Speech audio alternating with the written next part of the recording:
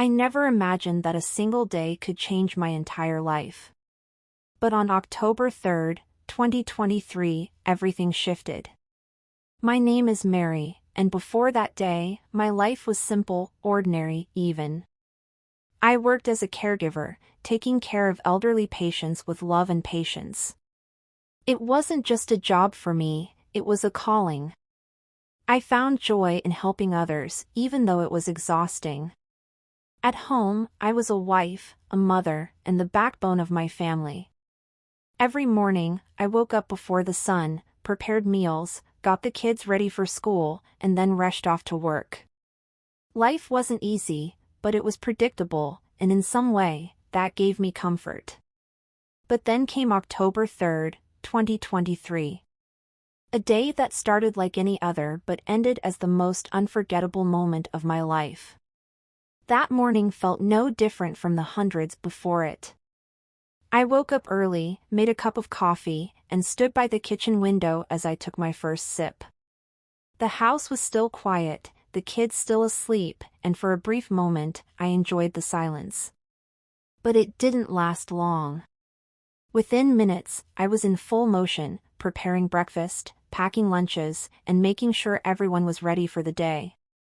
After sending the kids off to school, I grabbed my coat and keys, then headed to work at the senior living facility where I had been a caregiver for years.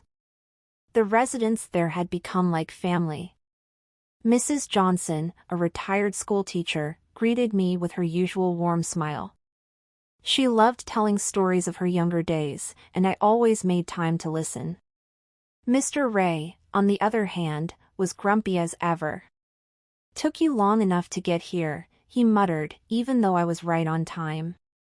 I just laughed and patted his shoulder. That was his way of saying he cared. The day went on as usual, assisting residents, serving meals, and making sure everyone was comfortable. There was no sign, no warning, that my life was about to take a drastic turn. By evening, the sky had darkened, and rain started to fall. I finished my shift, said my goodbyes, and stepped outside to find the parking lot slick with water. Pulling my coat tighter, I hurried to my car, eager to get home. The drive started out uneventful. The roads were wet, but I had driven in worse conditions before. I kept my hands steady on the wheel, my mind already thinking about dinner and the kids' bedtime routines. Then it happened. Out of nowhere, I saw headlights swerving in my direction. A truck, massive and out of control, skidded across the wet pavement. There was no time to react. The sound of metal crushing against metal filled my ears. My body jerked forward, then everything went dark. Silence. I didn't know if I was alive or dead. I don't know how long the silence lasted, but when I opened my eyes, I was no longer in my car. At least, not in the way I expected. I was floating, hovering above the wreckage, looking down at my own body slumped over the wheel. Flashing red and blue lights filled the night. Rain drizzled over the shattered windshield, and paramedics rushed around, working frantically. I saw them pulling me from the car, placing me on a stretcher, pressing against my chest. One of them shouted something, but their voices felt distant, like an echo from another world. I should have been panicking. I should have felt fear. But instead, there was only a strange calmness, as if I was watching a movie rather than experiencing my own tragedy. The clarity was surreal. I could see every detail, the rain bouncing off the pavement, the worried expression on a bystander's face, even the way one paramedic's hands shook slightly as he checked my pulse. Then, something even stranger happened. The world around me began to fade, dissolving into a soft, glowing. And that's when I saw her. Standing a few feet away, in a place that didn't seem like Earth, was my mother. She looked exactly as I remembered, her warm brown eyes, her gentle smile, even the way she held her hands together like she used to when she was deep in thought. But there was something different about her now. She radiated peace, an unexplainable light that seemed to flow through her. "Mom?"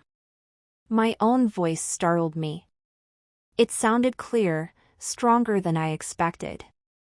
She nodded, her smile never fading. "Mary, my sweet girl," she said, her voice filled with so much love it made my heart ache. Tears welled up in my eyes. I had missed her every single day since she passed. I wanted to run to her, to feel her arms around me, but something held me back. And then it hit me, the realization that made my breath catch in my throat. I was dead. Before I could even process the thought, I felt something behind me. A presence. A warmth unlike anything I had ever known. I turned and saw it, light. Not just any light, but something alive, something that reached deep into my soul with a love so pure it was overwhelming. It wasn't harsh or blinding. It was inviting, peaceful, drawing me in with an unspoken promise of rest, of home.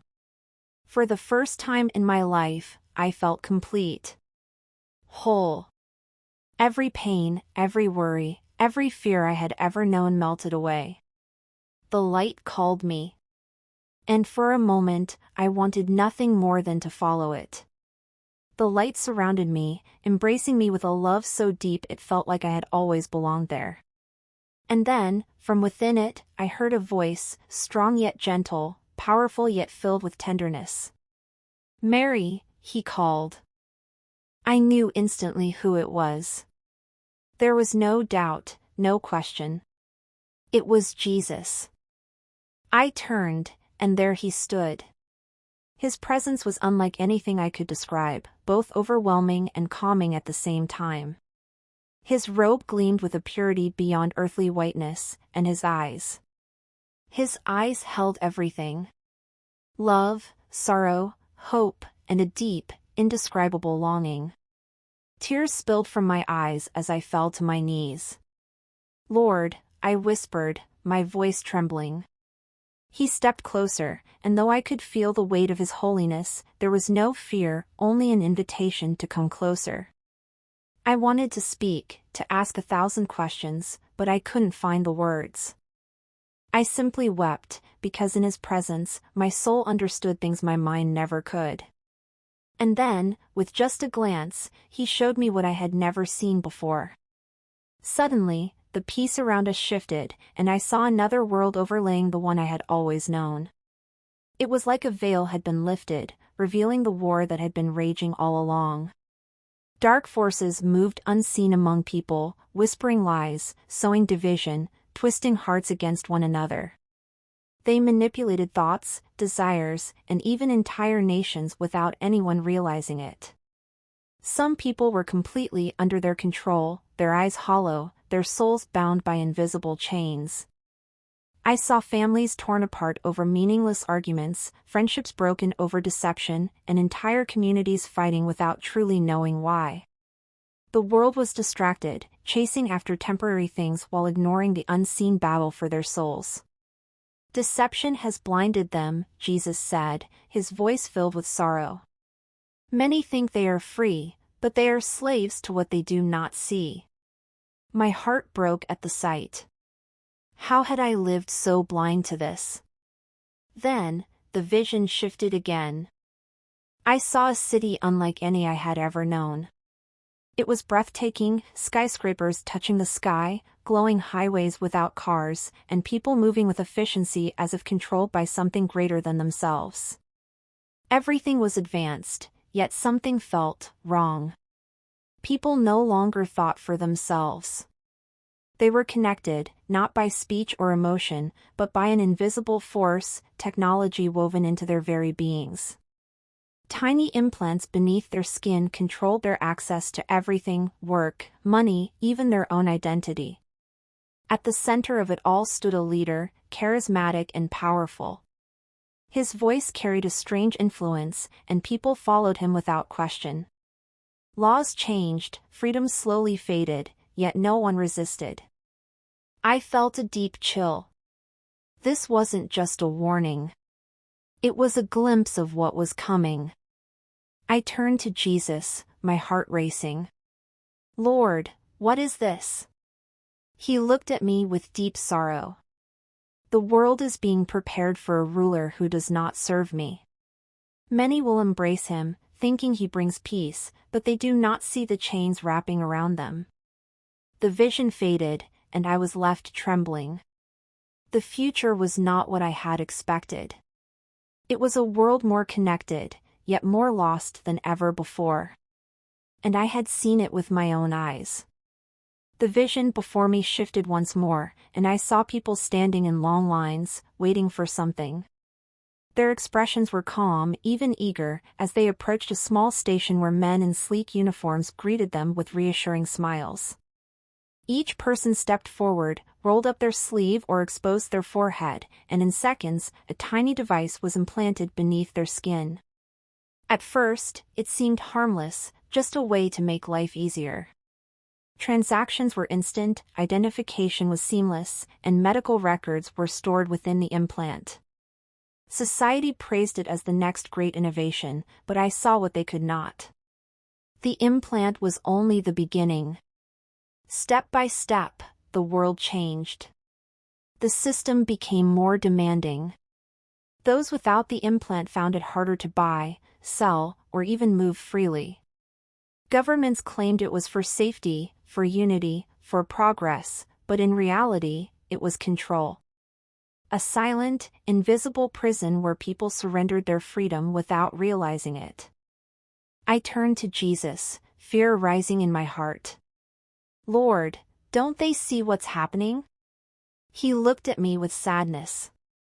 They have been deceived, he said. The world will accept it as good, but they do not understand what they are embracing. This is the path that leads to the mark. A heavy weight settled in my chest. The mark wasn't forced, it was welcomed. People would accept it willingly, unaware that they were sealing their fate. As I tried to grasp what I had seen, the vision shifted again.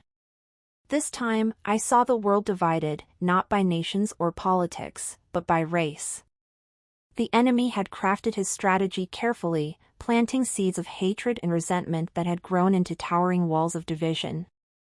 I saw Black communities taught to see themselves as victims, their pain from history twisted into fuel for anger. Lies whispered to them in the dark, "You will never be free. They will always look down on you. You must fight, or they will erase you." Then I saw white communities fed a different set of lies, "You are the problem. You must apologize for who you are. You can never be forgiven for the sins of the past." Neither side saw the truth. They were not enemies, yet they had been turned against each other. Tears filled my eyes. Lord, why? Jesus placed a hand on my shoulder. "They are not each other's enemies," he said. "They are all my children." His voice carried so much love, yet so much sorrow. The enemy had used history, suffering, and fear to blind people from the truth. They were meant to stand together, not apart. Then, I saw the deeper plan. The enemy had not only divided them, he had chained them. In the spirit, I saw invisible shackles around people's hearts. Some were bound by anger, unable to let go of past wounds. Others were shackled by guilt, weighed down by burdens they were never meant to carry. These chains were not made of iron, but of pain and deception, yet they were just as strong. I saw entire generations trapped, fathers passing their anger to sons, mothers teaching their daughters to fear. The cycle repeated, and the chains only grew heavier. "Forgiveness is the key," Jesus said, his voice soft but firm. "But they must choose to use it." I felt a deep ache in my soul. The enemy's greatest weapon was not war or violence, it was division. As long as people saw each other as enemies, they would never see the true battle. Then, as if a veil was lifting, I saw what could be. I saw people breaking free. I saw hands reaching across the divide, not in hatred, but in love. I saw men and women of all colors standing together, worshiping God as one. And in that unity, the chains shattered. Jesus looked at me, his eyes filled with hope. This is what the enemy fears most. A people united in me. I fell to my knees, overwhelmed. The world was on the edge of something great, yet something dangerous. The battle was not just for power or land, it was for the very soul of humanity. And most had no idea it was even happening. Jesus extended his hand, and in an instant, the scene changed. We stood in a vast, endless hall filled with light. But it was not empty. Floating in the air, like glowing orbs, were countless souls, some small, some bright, some flickering like candles. These are the souls yet to be born, Jesus said. Each one carries a purpose, a calling given by my Father before the foundation of the world. I gazed in awe. Each soul felt alive, pulsing with potential, as if waiting for their time to step into the world. But as I looked closer, I noticed something disturbing. Some of the souls flickered weakly, as though a shadow had crept over them. Others dimmed completely, fading before they could shine. Jesus' face darkened. The enemy works day and night to prevent them from fulfilling their purpose. He distracts them, confuses them, makes them believe they are worthless or without direction. Many never even realize they were created for something greater. I felt a deep sadness. How many lives had been lost to deception? How many had been led astray before they could step into what they were meant to become? The world tells them to chase pleasure, fame, wealth, Jesus continued. But those things are empty. True fulfillment comes only when they walk in the purpose I have given them. I turned to him, my heart heavy. Lord, how can they see the truth? And then I saw them. They weren't angels. They weren't dressed in armor. They looked like ordinary men and women, teachers, parents, workers, young and old. But they stood firm, their eyes filled with something different. Truth. These are my warriors, Jesus said. They are the ones who refuse to be deceived. They stand for what is right, even when the world mocks them. They speak my truth, even when others try to silence them. And because of them, the darkness cannot fully take over. I watched as these people prayed, shared the truth, and reached out to the lost. Some were ridiculed. Some suffered. But they never backed down. The battle is not against flesh and blood, Jesus said, but against the forces of darkness. And these, my faithful ones, are pushing back the enemy's plans. I felt something stir in me, a call, a duty. I knew that I could not leave this place without being one of them. Jesus then showed me something that shook me to my core. 2 roads stretched before me. The first was wide, smooth, and filled with people. They laughed, celebrated, and walked without worry. It was an easy path, one of comfort and self-indulgence. But as I followed it with my eyes, I saw where it led, a cliff, steep and bottomless, where the people disappeared one by one. The second path was narrow, rocky, and difficult. Only a few people walked on it, struggling but determined. It led upward, toward a radiant light that filled the sky. The choice has always been theirs, Jesus said, his voice filled with sorrow. Many choose the wide path because it feels easy. But they do not see its end. Tears streamed down my face. How many had been deceived? How many had thought they were living a good life, only to realize too late that they had chosen destruction? Jesus turned to me, his eyes full of urgency. Mary, you must tell them. I swallowed hard. Tell them what? The truth. His voice was steady. Tell them what you have seen. Warn them of the deception. Tell them I am the only way. I felt a weight settle in my chest. This was not just a vision. It was a mission. Some will listen, he continued. Some will not. But your duty is to speak. I trembled, knowing that my life would never be the same after this. Suddenly, I felt a force pulling me backward. The light faded, the vision blurred, and then, pain. I gasped as my body convulsed, air rushing back into my lungs. Beeping sounds filled my ears, and the voices of my family cried out around me. I was in a hospital bed, surrounded by worried faces. "She's awake," someone shouted. Tears streamed down my sister's face as she gripped my hand. "Mary, we thought we lost you." I blinked, still feeling the warmth of the light, the presence of Jesus. But I was back. I had returned. Days passed, and as I recovered, the weight of what I had seen pressed heavily on me. I tried to tell people, my family, my friends. Some listened with awe, their eyes filled with fear and wonder. But others dismissed me. It was just a near-death experience, they said. A hallucination. Even some in my own church looked at me with doubt. God wouldn't show something like that, they whispered. But I knew the truth. I had been there. I had stood before Jesus. And he had given me a message.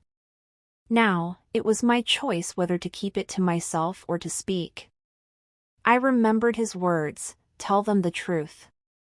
And so, I did. As the days turned into weeks, I found myself watching the world differently. The vision had not just been a glimpse of the future, it was already unfolding. News reports spoke of new technologies designed to simplify life.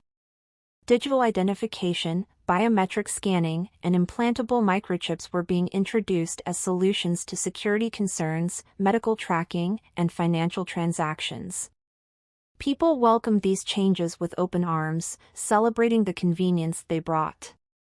I remembered what Jesus had shown me, the gradual steps toward control. It would not come as a sudden force, but as a gentle, reasonable offer. A solution to chaos. A necessity for survival. And before people realized it, they would be trapped. The world was being conditioned. Slowly. Subtly. But the deception was growing. One night, as I sat in prayer, I heard the voice of the Lord speak clearly to my heart. The enemy does not conquer with force, he conquers with comfort. I suddenly understood. People would not be forced into deception, they would be lured into it. The enemy's strategy was simple: make life easier, offer convenience, remove the struggles of daily living. And in return? A small compromise. A small trade. Little by little, they would surrender their freedom without even realizing it. I saw it happening already. People glued to their screens, controlled by algorithms that fed them what to think, what to fear, what to believe.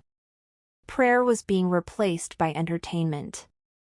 Faith was being replaced by logic. Slowly, the world was drifting away from God. Jesus' words echoed in my soul. Stay awake. Pray. Strengthen your faith.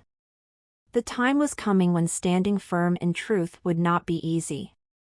It would require strength, courage, and unwavering faith. At the end of it all, there were only two choices.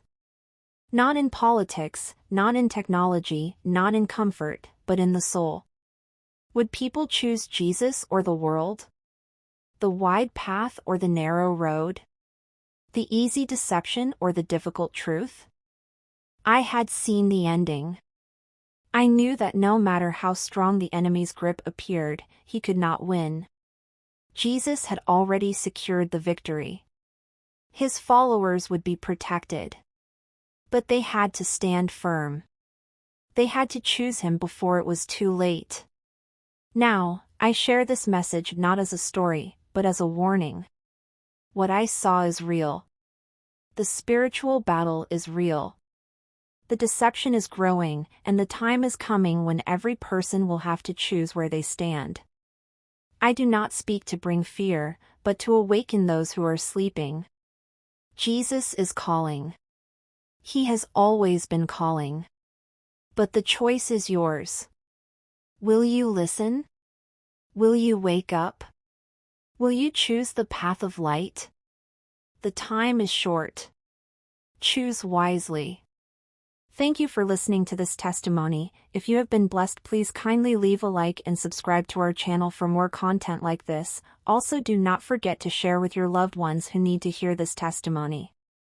Also, if you have any testimony you would want us to share to the world, please kindly drop a comment in the comment section and we will follow it up from there. Thank you and God bless you.